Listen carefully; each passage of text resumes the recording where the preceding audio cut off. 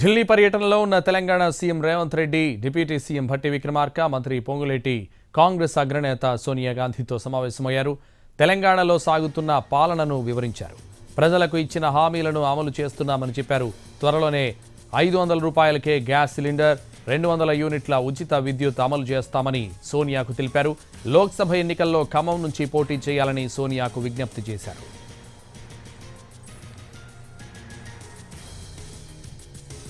ఢిల్లీ పర్యటనలో ఉన్న Telangana CM Revanth Reddy, deputy CM Bhatti Vikramarka, మంత్రి పొంగులేటి కాంగ్రెస్ అగ్రనేత సోనియా గాంధీతో సమావేశమయ్యారు. తెలంగాణలో సాగుతున్న పాలనను వివరించారు. ప్రజలకు ఇచ్చిన హామీలను అమలు చేస్తున్నామని చెప్పారు.